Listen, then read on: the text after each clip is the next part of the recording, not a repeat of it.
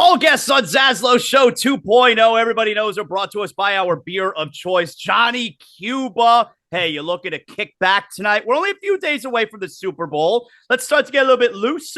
European roots of the Caribbean soul. Start your evening with a refreshing German lager in a can. You can pick up a six-pack of Johnny right now at your local Sedano's, Presidente, Winn-Dixie, Fresco y Mas. Remember, you always got to drink responsibly. And don't forget Johnny Cuba's mantra, I live my life by it. Stay tranquilo. Joining us here is our pal, Morning Men, SiriusXM, Mad Dog Radio. Evan Cohen here with us. Are you a bigger Heat fan or bigger Tom Brady fan? Heat. Definitely Okay. Heat. And, I love Brady, but I love Belichick more than I love Brady, believe it or not. Oh, okay. But Heat more than anything at this point. And by the way, all right, go ahead with what you were going to go ahead with, because I had a whole question ready for you right off the bat here. No, let's go. Let's hear it. Okay. Come on. Because, all right, I'm going to tell the Zaz 2.0 family here that Zaz says to me, all right, let's talk Super Bowl week. We'll do some Super Bowl stuff. Yeah. And I have no interest. I got no Super Bowl questions. Good. Because all I want to do is make trades, and I have concepts I want to throw at you. And I do this to Zaz off air a lot. I'll email him or text him. What do you think about this? What do you think about that? Your dislike of Kyle Lowry, the basketball player. I got a great poll this morning on Kyle. I got a great poll going on right now. Okay. Your dislike of Kyle Lowry as a basketball player. We're not talking about the person. But I don't know him personally. He doesn't talk to the media. He doesn't do any appearances. He's not in the community. I don't know him as a person. Okay. Where did it start? I think probably in the playoffs last year. Like, I wasn't so bothered with the games that he was missing last year and no explanation, because it's kind of like, all right, if there's no explanation, I understand fans getting angry, but if there's no explanation, it's likely something serious. Okay. So yep. I wasn't upset with that. I get it. And I thought he had a good regular season last year. And then we get to the playoffs and he was just horrendous. And it also, and then it had me remembering, except when he played with 2019 Kawhi Leonard, who may have been the best player in the world at the time, Kyle Lowry has a wretched postseason history. And, that's the guy we got now. And then on top of that, what really set me off was the president of the team and the coach of the team publicly telling everybody, dude's fat, he needs to get in better shape. And when you bring in a guy and give him $90 million and you got to be told after the first year that you're fat and you need to get in better shape, that bothers me, Evan. Well, everything you're saying makes sense, and good job by you kind of separating the personal stuff, right? And that was the regular season last year. Not that it couldn't have been affecting him in the postseason. I will say that sometimes in life, when you get that good at something, you get something that others wouldn't. And specifically, Jimmy got so good for the Heat, and specifically in the playoffs, he got to make a trade. Because if you look at the team right now, and hypothetically you took this year's Chicago Bulls version of Goran Dragic and Precious Achiuwa, and you put them on the Heat, they are significantly better than they are with Kyle Lowry right now. Which I think they're significantly better if it's just Achiuwa. Well, of course, obviously, but you can't make the trade that way. You have to make it reverse it that way. So I think that what it comes down to is, I think the Heat realized Jimmy gets one. He is allowed to kind of make that suggestion. Lowry had won a championship. You're right. There may not have ever been a player maybe in the history of sports that went from the worst postseason performer to one of the best overnight, like Kyle Lowry did, or at least the perception. Because even guys like Manning and A-Rod, I don't think anybody thought of them as, they're amazing in the postseason. Kyle had this label of, you want him in big games, when previously you did not want him in big games at all. Remember the first year that the Heat played the Raptors in the playoffs? Was it 2016? They played the Raptors in 2016. Yeah, they got to Game 7 of the Eastern Conference. Yeah, you're saying the year after LeBron left and Justice Winslow had to play center in the playoffs against the Raptors in the Game 7. Right, and remember that series? It was like the time period where Lowry was retreating to the locker room in between games, and people thought he was having anxiety attacks or something, he was a bad postseason player. Well, and in that case, that's real life stuff, right? But it's also like you don't, as an organization, have to sign up for real life stuff if you just want the basketball stuff, if you know it in advance. So I don't know. I don't know where to go with that. But I know by Thursday you want him off this team, correct? Yeah. Yeah. You want him off this team at any cost, or you want him off this team? Because I will give you a cost, and I'm curious to know where you're going to go with this. Okay? No, it's not. Yeah, I want you to give it to me, but it's not at any cost. Like someone said a couple of days ago, Zaz, would you take Kyrie Irving if it meant getting rid of Kyle Lowry? No. And like I wouldn't take it at any cost. So let's hear it. Go ahead. Okay, so here's my overall thing with the Heat. I think now for the last couple of months, we've all been sitting there kind of looking for the PJ Tucker, Jay Crowder replacement, right? And we've all kind of gone to that place of if they just get that guy, they should be good. Well, I think that Jimmy Butler in the postseason is a top 5 player in the league. I am not sold that this year, getting whoever this year's version of Jay Crowder or PJ Tucker is actually going to get them to Game 7 of the Eastern Conference Finals or the NBA Finals. I'm just not sold. So to me, what they need to do, and this is not easy, is they need to find a guy that looks like he was a star or could have been a star and is no longer a star, but maybe they can make him into one. So who the hell am I talking about when I say that, right? So that's not going out there and getting Robert Covington in a deal with the Clippers, who I think is excellent, and I would love him on the Heat, but that's not who I'm talking about. I'm talking about 3 to 4 guys where I don't think the Heat are as close as maybe other people do this year, and I love them. I'm talking about, at one point or another, the guys that I'm about to mention were considered to be maybe going to be a star, and they need to be rehabbed, and you need to roll the dice on them to see if they can become a star. Kristaps Porzingis, Gordon Hayward, Ben Simmons. None of those should make you excited. Right? None of them should. But when you're thinking about the fact that this team rightfully will not give up Jimmy, they will rightfully not give up Bam. I know a Tyler trade is possible, but I don't think they should be excited to give up Tyler Hero. I really don't. I think he's done everything they've asked him to do, and I think he works his ass off. I think people assume because he looks Hollywood that he acts Hollywood, and I don't think he actually does at all with them. So I think they need someone that has star potential, but you don't have the assets to get that person. There are probably other guys, Zaz, that you could look at that say, okay, well, what about rolling the dice on this guy or that guy? I just don't think the PJ Tucker, Jay Crowder type puts them anywhere closer to where they need to be right now. Well, that's along the lines of what I've been saying most of the year, which is stop telling me how because they lost PJ Tucker, this team is in the spot that they're in. I think we're saying the same thing. You're going to this side over here saying they're not going to get here with that guy. I'm going over to this side here. Their struggles are not because they don't have that guy anymore. So I think we're saying the same thing in that regard. It's so overstated. It's so overblown, the PJ Tucker stuff, I think. I don't think he has been the reason for their woes this year. You're saying you don't think he would be the reason for or the answer to them getting to where they need to go.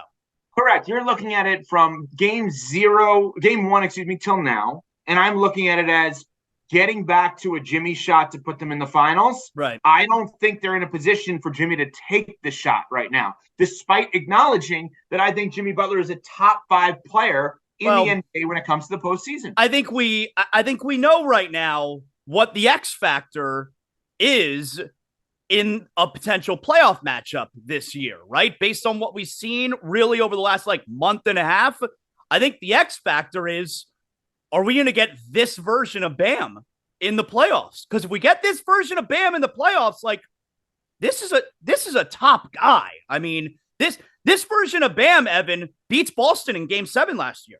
Don't agree. Really? Don't agree. Yeah. Now, again, maybe we're ultimately saying the same thing. I don't want this version of Bam. I want the version of Bam I see when Jimmy's not playing.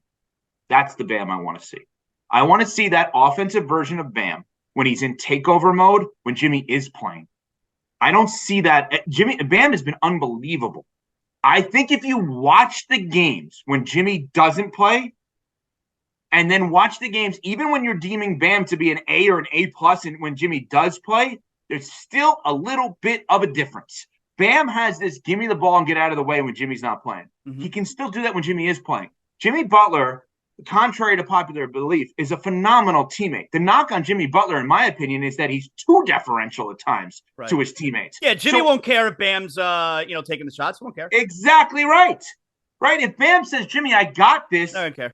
Jimmy, no, he would care. He'd be thrilled. Right. He'd be thrilled. So, Zaz, again, we're saying similar-ish things. I'm saying you're taking this version of Bam as he's been great. I agree. I still think there's a little more, and I see it. There was a game against the Nets when Jimmy didn't play a couple of years ago where Bam had 41. Yeah. 41. And that was the game I literally said, and this is before Giannis won a championship. I remember going on the air on NBA radio, which, by the way, 2 to 4 on Thursday, Eastern time, this is the trade deadline special. I remember going on the air, and I said on the air, I know that Giannis has had a better career than Bam, but are we sure Giannis is actually better than Bam? Now, that's a ridiculous statement now looking back on it. I get it, but that's how great Bam was in that game, and I've seen him like that. So, but again, I still don't know that I could pick them over some of these teams ahead of them. That's why I'm willing to make this roll the dice kind of move that theoretically could backfire, but it's worth the risk. With a guy like Porzingis in theory or Hayward, who are constantly banged up. It's obviously worth the risk because who the hell are they giving up? You're talking about any kind of deal. Like I get these messages, Riley's got to do something. And I'm like, all right, it's not NBA 2K where you turn off the computer assistants and you get to make whatever trades you want. The only way the Heat are able to make a trade is if someone's willing to take either Duncan Robinson and or Kyle Lowry. It's the only way you're getting any player of significance. So, yeah, like those guys. I mean, I don't agree with the Simmons one because I don't think Jimmy is ever interested in playing with Ben Simmons ever again. But, like, the only way they're getting any of those guys who all make a lot of money is by someone taking, like, the deal isn't getting done with Strus, Robinson, and a first-round pick. Strus, Dedmon, and a first-round pick. That's what people want to give up. Strus, Dedmon, and a first-round pick. You're not getting anyone who makes $14 million, even less than that. It would be like $10 million a year to make an impact on this team. You got to get someone to take a big salary. So let me give you a theory I have. All right. So it's been widely said that that's the move, right? The Duncan Robinson first round pick and Dwayne Dedmon. Let's leave Dedmon out for a second. Who is a team out there that needs shooting and needs picks simultaneously? The Lakers? The Lakers. Thank you, Zaz. Okay. So then I walked you right into that. So if I'm the Lakers, everybody's talking about the Lakers. Well, they don't want to give up both picks and Russell Westbrook to get whomever. Because if you give up both picks, that leaves you with none left.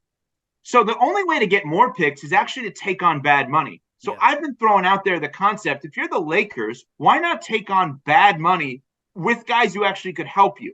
So, for example, if you're the Heat, would you trade Duncan Robinson and a first-round pick for Patrick Beverley and Lonnie Walker?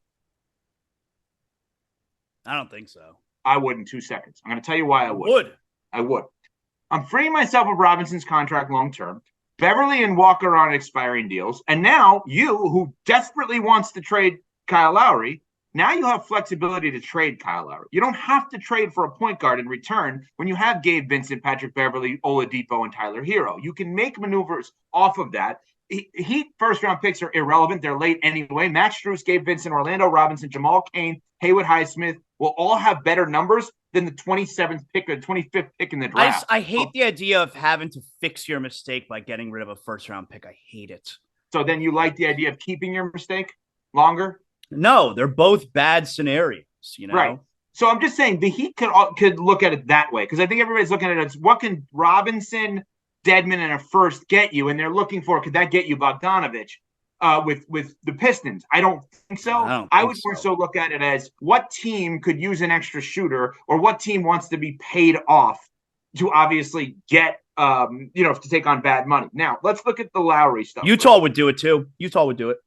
Utah would do something like that, but I don't know that Utah's not in need of Robinson the way the Lakers in theory would be. Yeah. So if you just take Kyle Lowry and let's say Max Strus, who I don't want to trade but has been put out there. So Max Strus and Kyle Lowry, and you trade them to the Clippers and you get, let's just say, Robert Covington and Reggie Jackson in return. Now we're talking. Okay, that move saves you $6.6 million this year. It would save you money next year.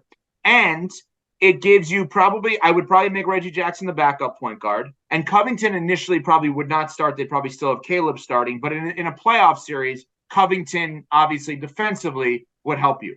I don't know that the upside of that move is still greater than the upside of the theoretical of what Kyle Lowry could give you. But if you, Jonathan Zaslow, have made up in your mind, I am done with him. I think he's got nothing left. Okay, so then this is a no-brainer for you. And it's probably a no-brainer for the Clippers because of where you started, which is I've only seen Kyle Lowry be great in the postseason when he's next to Kawhi Leonard. Right. Well, now he's next to Kawhi Leonard. Right. So there's one option. Is that a trade you'd make? We're giving up a first-round pick in that? No. Lowry for Covington and Jackson. Yes, I'd have to do it. I got to get rid of the money next year. I got to get rid of $30 million of Kyle Lowry next year. I got it. It's dead money. I got to get rid of it. Yeah, okay. I would do it. Yeah. Let me go further. Let me give you a different one. Now, this one, you may have to give up a first rounder. This one, they're going to ask you for Jovic. Would you trade Kyle Lowry and Duncan Robinson for Gordon Hayward and Terry Rozier? I think you have to give up at least one first rounder. I would do that. The second one may be Nikola Jovic. I would absolutely do that. Yes. And I'm not so concerned with giving up Jovic. I like the potential there, but he's practically not on the team. I mean, I don't feel like I'm giving up anything if I give up Jovic. We haven't seen him. And I think if this trade were to happen, this is the kind of trade that would have to happen today, because the Hornets wouldn't want to keep Lowry. They'd want to reroute him, obviously, or expand that to a 3-team deal. But this is what I'm saying. The Heat don't have assets that aren't getting you distressed something in return. Yeah.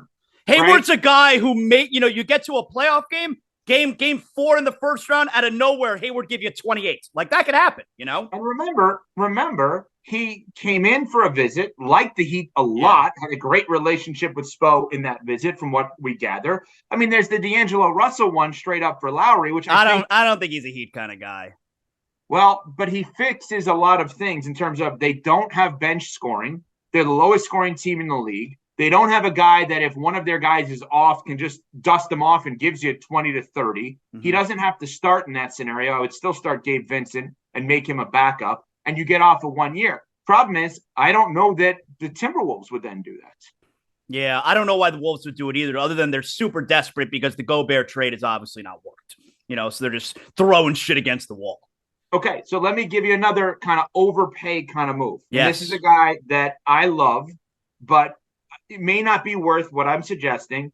Our boy George Sedano and I discussed this, and he laughed at me when I brought this up. Okay. But here we go. Would you trade Dwayne Dedmon and a first-round pick straight up for Jared Vanderbilt, Utah? You're giving up a first-round pick to get Jared Vanderbilt, and he was a late first or an early second when they selected him. They didn't select him. I want to say he was a second-round pick. I think he may have been a second. Second-round pick, 41 overall by Orlando. He never played for Orlando. He averages 8 points and 8 rebounds a game. Or that's what he did last year, excuse me. He's a great defensive player. He is locked in, he's going to be a free agent soon. You're going to have to actually pay him in a little bit here. But I'm giving you a first-round pick for Jared Vanderbilt. In theory, I would, because that's the type of player that the Heat in June or July's draft, if you were to draft that player in the first round, home run. I love that.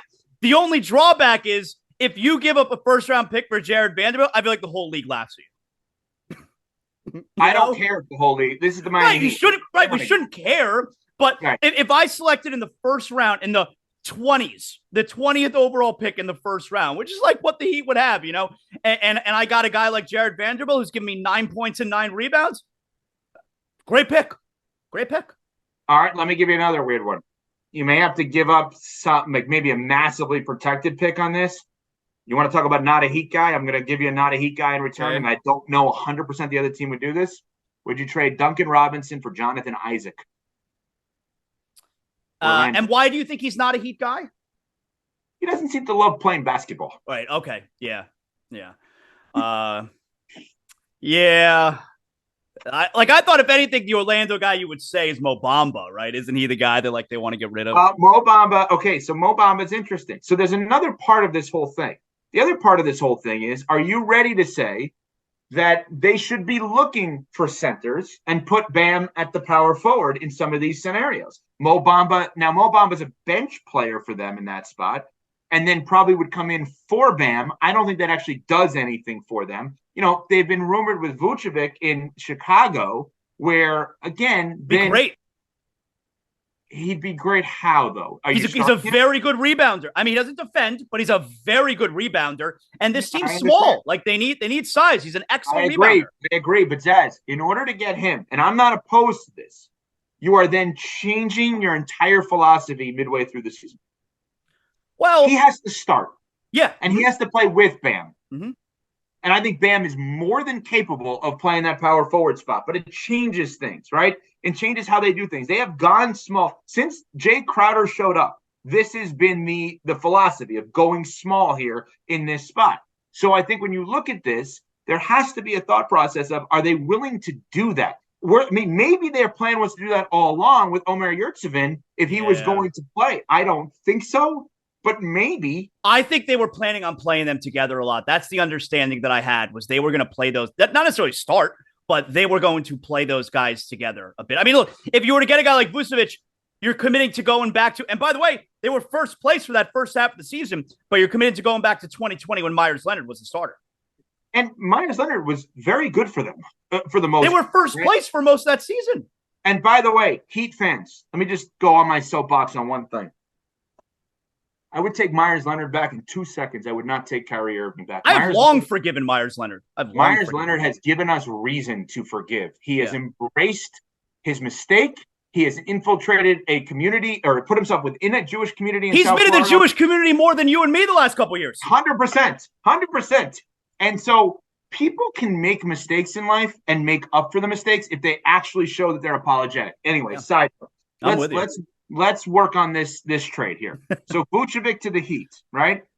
So the initial thing is, well, they're going to, Heat are going to want to give up Duncan Robinson and that. I don't think the Bulls would take Duncan Robinson back. I think that has to be a three-way deal, and I think that's a Lowry deal, and I think you need a third team, because I don't know how you get to $22 million. I just don't see the Bulls taking Robinson. The Heat don't have enough to give them in order to take Robinson. So I don't know how you get to $22 million for Vooch. And remember, I think the Heat also need to take back a little bit less than they put out. So otherwise, it gives them problems. Yes, but then there's other deals that obviously they can make here with that. So, but again, so then you're saying, Zaz, before the deadline, if they were to roll the dice on a Vooch, you'd be in on it, knowing they would change their philosophy a little bit. Now, I'm in agreement with you. You got time. It's mid-February. Playoffs are still, 3 months away, 2 months away. I'm in agreement, because if you look at the matchups, if your starting line, let's say they can pull off a Robinson deal, and they would have to include a first, they may have to include Jovic in that. Let's say they can pull that off. Your starting lineup would be Lowry, I know you want out, Hero, Butler, Bam, and Vooch. That gives you a much better opportunity to guard Brown and Tatum, Jimmy on one, Bam on the other. Mm-hmm. Gives you a much better opportunity to guard the Bucks, Bam on Giannis, Vooch on Lopez. And Lopez is a problem. I'm sorry. He's really good. And it gives you a much better opportunity to guard the Sixers, because you put, in this spot, you put Vooch on Embiid, who would get crushed a little bit. But remember, the Heat putting PJ Tucker on Harden last year annihilated them. I would actually put Bam on Harden. I'm not kidding. I'd put Bam on Harden a little bit. I get it. Not do anything on Bam. No way. It gives you flexibility to have another playable big that a big would have to defend. I'm with you. That's why Porzingis is actually the perfect guy, because he doesn't play inside all the time, but he can on offense, and he can protect the rim. He actually, to me, he fits nicely with Bam, and he only has one more year after this year. Oh, I'll tell you, I think if the Heat trade for Porzingis, I haven't heard that, but if they were to trade for Porzingis, I think Heat fans would be very excited about that. I think they should. I don't think that the Wizards are going to give him up. Mm-hmm. But again, I think we're on the same page here. It's hard to imagine that the Heat are going to make a trade by Thursday amongst the players we think that they would be willing to trade, that we would look at Zaz and say, this guy's kind of in his prime for that guy in his prime. No, but it's very much their style to get these broken, damaged guys. They've always done that. Are there any other guys that you have looked at around the league and said, here's, to use your words, a broken, damaged guy I'd love to take a flyer on? Yeah, that's a good question. I mean, just I've really only thought about the guys whose names are out there, and those guys aren't like, damn, guys like John Collins types. Like, they're not broken and damaged. They're just like, Atlanta doesn't really seem to like him so much. Yeah, and I don't know, who would the Heat even have that they give up to get a guy like Collins? I mean, it'd be the same guys that you're mentioning there, but I don't know why Atlanta would do that, Yeah, I mean, like OG Anunoby would be the perfect option for the Heat. Right. I don't know how the Heat have players that would be good enough to get him, unless Toronto's just like, hey, we'd love Kyle to come back as some sort of like reunion, which I can't see happening. I mean, let's go. There are other players like Josh Hart of the Blazers would be a great Heat type player. He doesn't necessarily fit anything that they need right now because he's not big. He kind of is a better version of Caleb, I would say. Let's look at Utah for a second. Okay. Yep. So Mike Conley, to me, if I'm going to go get Mike Conley, he's not much different than Lowry. Not much different. Agreed. You don't have enough to get Markkanen. I mean, there's been talk about Kelly Olynyk. Yeah, no, I think if you're going to do something small, I think Olynyk is obviously a great fit. I've talked about Olynyk for a while. He fits really nice. We know that. Yeah, I don't know what you'd have to give up for him, but okay, so you may have to give up a first-round pick to get Kelly Olynyk back. Right. Now, if the Jazz are taking Duncan Robinson, it's worth it, right? You can get to, in theory, the number here. If you trade Dedmon, this is going to be tougher. You would have to trade Dedmon. Let's say you trade Yurtsevin and Strus. You're giving up a lot for Olynyk. I agree. You can't even do that. You need to cut more money. You're giving up a lot. Let's call it Duncan Robinson and a first for Kelly Olynyk. Would you make that trade?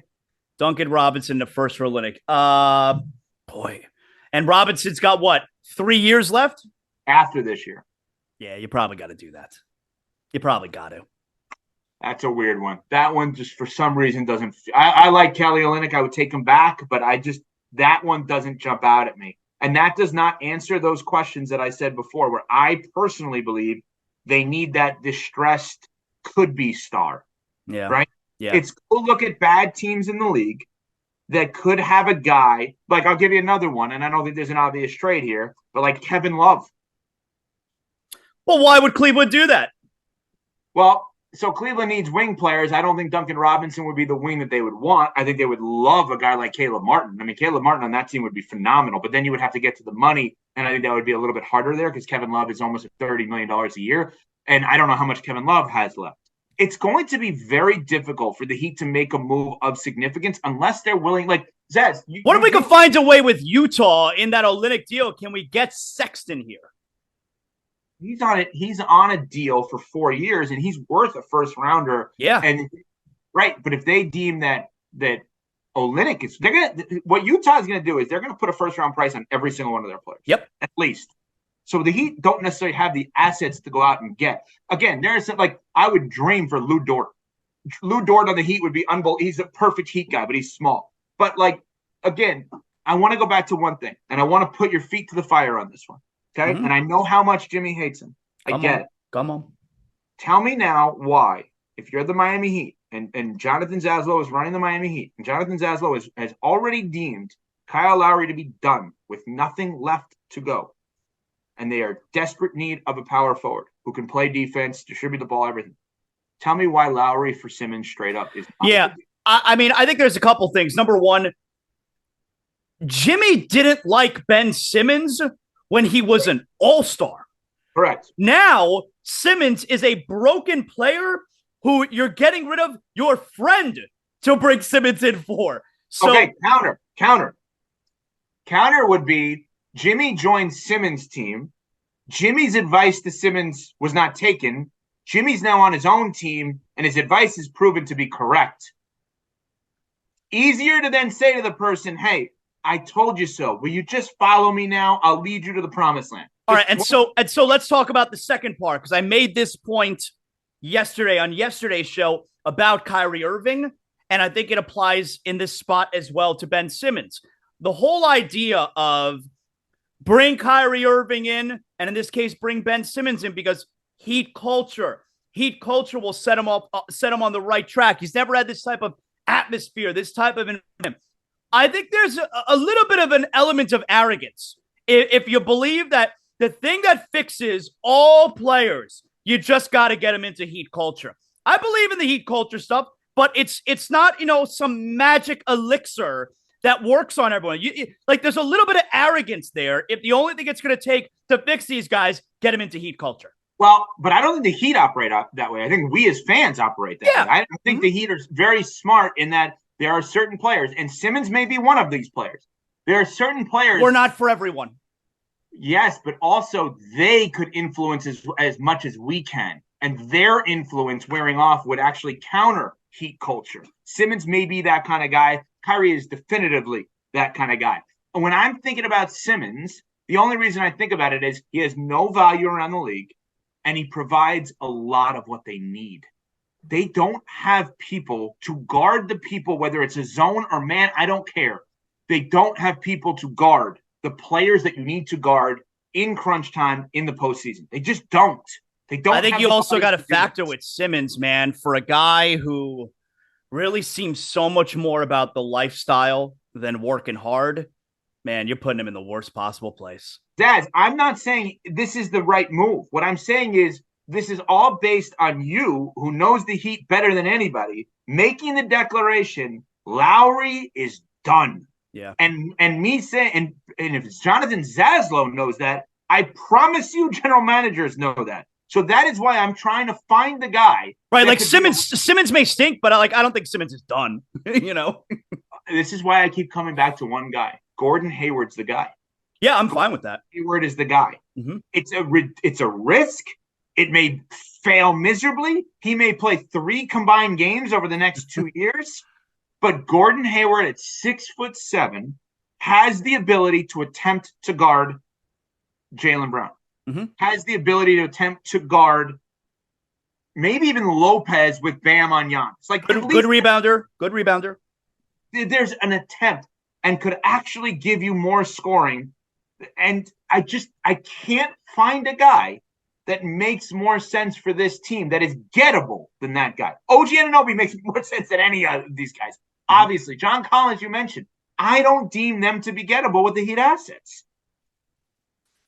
So what are we, about 48 hours away? Let's go. Come on. Do something, Riley. I was just saying, stop telling me that Riley's got to do something. And now I'm sitting here yelling, do something, Riley. Come on, do something. Wait, but Zaz, you just brought something up. Let's just say they say, you know what? Nothing appealed to us. Status quo. That's what's going to happen. How do you feel about that? I get it because I understand making these trades are so hard. It's not like when I was a kid where you don't have to match up the salaries. And Pat Riley's mad that the Heat just scored 65 points in a game at Philadelphia and traded the entire team the next day. You can't, true story, by the way, but you can't do true that. Story. True story. But you can't do that anymore. It's so hard making trades in this league, So I would get it. I'd be disappointed if they don't trade Lowry. Right now, ZASLOW Show 2.0 poll question today. Have you ever wanted the team to trade a player away at the deadline more than Kyle Lowry? No is running away with the poll, Evan. No is running away. Who else would you think? When have you ever wanted them to trade away a player at the deadline more than you want them to trade Kyle Lowry? That's the deadline part is the problem because I went to Whiteside in my head. No, but that's the question. We're in the middle of the season deadline. Have you ever wanted them to get rid of a guy? We wanted them to acquire guys, but have you ever wanted them to get rid of a guy like this? I don't want them to get rid of Lowry as much as you do. So I just don't have somebody that would top him. I know my brother-in-law is a huge Heat fan living in Miami, would answer this question. Josh McRoberts. He hated Roberts so much. Josh McRoberts, I love because I love the guy that'll elbow you in the face and have the best pass on the other end of the court. That's the way I play. So Josh McRoberts would be a guy that I know a lot of Heat fans were frustrated with. But this is retroactively LeBron. They should have traded him at the deadline. And people giving me Whiteside. I'm like, listen, I understand he was a mope in his last year here. But the dude would roll out of bed and get you a double-double, okay, on his worst day. on his worst day. I would still take Lowry's worst day over Whiteside's worst day. Oh, Lowry's worst day is so bad. Here's why. It's literally what we were saying before about Simmons and Irving. I don't think Lowry's worst day negatively impacts the team's morale and everything like that. Right. That's true. That's true. I think because Lowry, to his credit, and maybe he doesn't have a choice, obviously. Right. He's not complaining.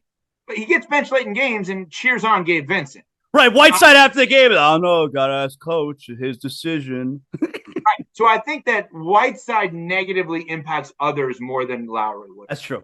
That's true. But now remember one thing. Everybody crushes the Heat on the Whiteside contract. And I understand you would do it in. They got Jimmy because of that contract. You wouldn't have Jimmy. You needed the salary slot, and people could say, "Oh, well, you give it to Wade." Well, that's what I say about Robinson too. Like, shouldn't have given the money. Oh no, you need the salary slot. You can't just let him walk. Absolutely. And if you gave that money to Wade, you'd never get Jimmy because you're not trading Wade once you give him the money. Of course, I wanted to see Wade stay. Of course, there was a way for it to happen, but you can't do the compare and the contrast.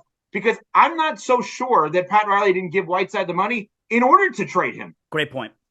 And they would never have traded Wade, nor should they. Obviously, keeping him would have been amazing. But you can't say the either or because you don't know if Riley was giving the money to Whiteside or giving the money to what Whiteside would get for you. Great point.